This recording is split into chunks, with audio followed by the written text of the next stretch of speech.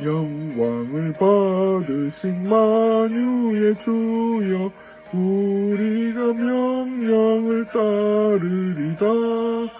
베푸신 은혜를 감사히 알고 진실한 마음으로 섬기겠네.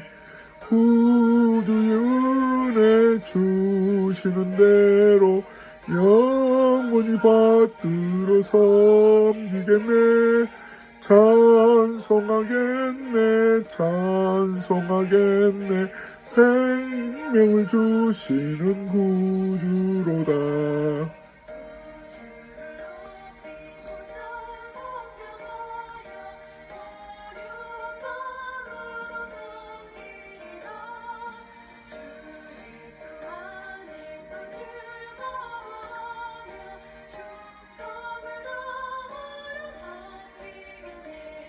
예수를 믿고서 늘 사랑하여 참 기쁜 마음으로 섬기리다. 온 마음을 드리고 늘 순종하며 구주를 영원히 섬기겠네. 구주의 은혜 주시는 대로 영원히 받들어 섬기겠네. 찬송하겠네. 생명을 주시는 구주로다. 에베소서 6장 5절에서부터 9절 말씀입니다. 종들아 두려워하고 떨며 성실한 마음으로 육체의 상전에게 순종하기를 그리스도께 하듯 하라. 눈가림만 하여 사람을 기쁘게 하는 자처럼 하지 말고 그리스도의 종들처럼 마음으로 하나님의 뜻을 행하고 기쁜 마음으로 섬기기를 주께 하듯 하고 사람들에게 하듯 하지 말라. 이는 각 사람이 무슨 선을 행하든지 종이나 자유인이나 주께로부터 그대로 받을 줄을 알미라. 상전들아 너희도 그들에게 이와 같이 하고 위협을 그치라. 이는 그들과 너희의 상전이 하늘에 계시고 그에게는 사람을 외모로 취하는 일이 없는 줄 너희가 알미라. 아멘. 할렐루야. 오늘 이 말씀을 통해서 하나님이 넘치는 위로와 또 풍성한 은혜로 우리를 늘 이끌어 가시고 또 지혜와 총명으로 우리의 내일을 밝히 비춰주시는 그런 축복이 있기를 간절히 축원합니다. 에베소서 6장 5절에서부터 9절 말씀인데요. 이 말씀은 종과 상전, 상전과 종의 관계를 말씀하고 있습니다. 오늘 이 말씀까지도 오직 성령으로 충만함을 받는, 그러니까 성령의 지배를 받는 삶의 열매가 어떻게 나타나는지에 대해서 구체적으로 설명한 말씀 중에 하나예요. 그러니까 성령으로 충만한 내 어떤 고집이나 내 욕심을 내려놓고 주님이 내 인생을 핸들링 하심으로 인해서 나타나는, 매일같이 나타나는 열매는 세 가지라고 말씀을 드렸죠. 하나는 늘 예배하는, 하나님의 이름을 높여드리고 시와 찬송으로 하루를 시작하고 마감하는 이런 삶이 내게 있다면 여러분은 성령 충만함을 유지하는 분이에요. 또 한 가지는 어떤 경우에든지 무슨 일을 만나든지 비가 오나 눈이 오나 정말 질병으로 고통을 당하거나 건강하거나 경제적으로 여러 가지 힘든 상황에 있거나 아니면은 넉넉한 삶을 살든지를 막론하고 범사에 하나님 은혜다, 감사하다, 이런 감사 생활을 하면 우리는 하나님의 성령에 의해서 다스림을 받는 그런 삶임에 틀림이 없습니다. 그리고 오늘 세 번째 말씀의 연결이죠. 성령에 지배받는 삶으로 나타나는 그 특징이, 열매가 그리스도를 경외함으로, 쉽게 말하면 예수 믿는 사람으로서 하나님을 주인으로 삼고 내가 구원받은 자답게 사는 사람은 가정에서 아내와 남편이 피차 복종하는 거고요. 그리고 오늘 이제 종과 상전의 관계에서도 이와 같은 피차 복종하는 그런 삶이 두드러지게 나타나야 된다는 거죠. 오늘 5절 말씀 이렇게 시작합니다. 종들아 두려워하고 떨며 성실한 마음으로 육체의 상전에게 순종하기를 그리스도께 하듯 하라. 종들에게 주신 교훈이 먼저 나오죠. 사도 바울이 이 말씀을 쓸 때만 해도 당시 노예제도가 성행했을 당시입니다. 로마 시민의 3분의 1이 노예였다는 거예요. 노예는 사람 취급을 받지 못합니다. 법적 권리 또한 없었죠. 근데 이 말씀은 오늘 우리 사회에서는 어떻게 풀어가야 될까요? 이렇게 풀어가야 되려고 생각이 됩니다.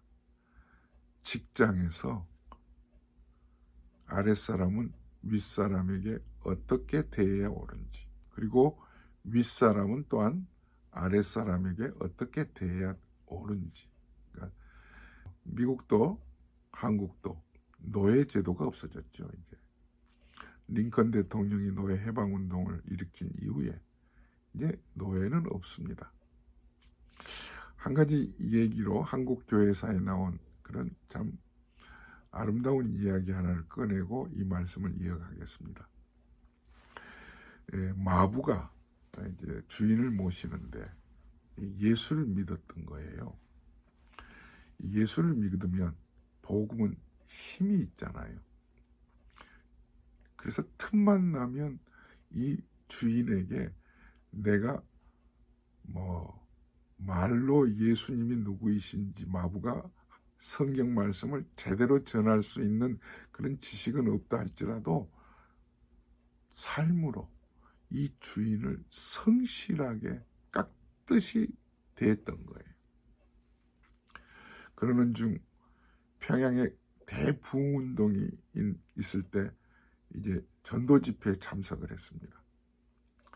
특별히 하나님의 은혜로 이 주인이 예수님을 영접하게 된 거예요. 이 주인이 나중에 이 왕족이었던 이 주인이 예수를 믿고 난 다음에 하나님께 헌신하고자 하는 열심으로 신학을 졸업하고 목사님이 되셨어요. 이게 한국 서울에 있는 승동교회 목사님 중에 한 분이 되었어요. 이 주인이 예수를 믿고 난 뒤에 이 마부를 대하는 태도가 달라졌습니다. 전에는 이래라 저래라 했던 이 주인이 마부를 보고는 형님 이렇게 불렀던 거예요. 한국에 기독교가 들어오면서 양반과 쌍놈 이 관계가 깨뜨려진 거예요. 할렐루야.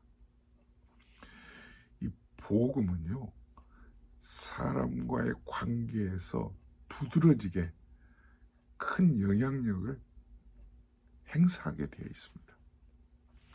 사도 바울도 당시 이 노예들에게 마치 상전 편들어서 이 종들에게 이래라 저래라 쓰는 말씀이 것처럼 보여지는데 아니고요.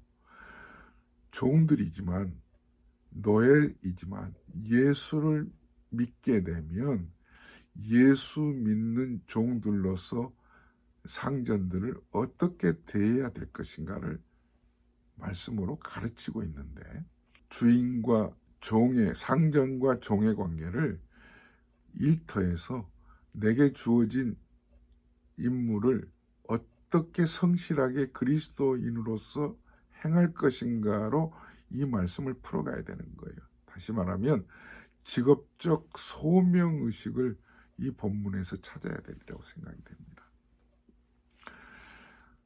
내가 예수를 믿는 사람으로서 아침에 9시에 출근해서 5시에 퇴근할 때까지 그 시간은 내 시간이 아니에요. 회사가 나에게 월급을 주기 때문에 월급 받는 자답게 그 회사를 위해서 성실하게 그 시간을 내어야 되는 거예요. 연필 한 자로 종이 한 장 아껴가면서 그냥 눈치 보고 시키는 것만 타의에 의해서 눈치껏 요령껏 일하는 것이 아니라 창의적으로 일해 나가야 되는 거예요. 오늘 본문 6절은요. 이렇게 하지 말라는 거죠. 당시 종들이 주인이 보고 있으면 그 앞에서만 눈가림으로 일을 하고 안 볼 때는 그냥 소위 농땡이 피우고 있는 그런 사회였던 것 같아요. 자, 6절 말씀을 같이 보시겠습니다. 눈가림만 하여 사람을 기쁘게 하는 자처럼 하지 말고, 이 눈가림은요, 소위 주인 볼 때 청소했니? 청소하는 사람이 청소했니? 하면은 그냥 요령껏 사람을 기쁘게 하는 것으로 그냥 시간 때우지 말라는 거죠. 그러면 어떻게 일하라는 거예요? 그리스도의 종들처럼 내가 직장에 고용되어 있지만 하나님이 나를 그 직장에 보내셔서 그 직장을 유익하게 할 뿐만 아니라 좀 더 넓혀서 그리스도인의 복음의 능력을 드러내라는 거죠. 놀랍잖아요. 저 사람 왜 저렇게 열심히 일하지? 일하는 사람들의 행동을 보면 복음을 가지고 예수 믿는 사람은요, 뭔가 달라도 다르다는 거죠. 다르게 행하라는 거예요. 퇴근할 시간만 기다리다가 땡 하면 나가는 것이 아니라 주어진 일을 손에 잡으면 마무리까지 아주 완벽하게 해놓는, 우선은 내가 손해보는 것 같고 시간을 오버타임 주지도 않는데 내가 왜 이렇게까지 일해야 되지? 생각이 들지언정 성실하게 일하다 보면 그 아름다움이 드러나게 되는 거예요. 이게 예수 믿는 사람의 태도라는 거죠. 잠언서에 보면 정말 눈가림으로 일하는 사람들을 가리켜서 게으른 사람이라고도 칭하는데 이렇게 써 있습니다.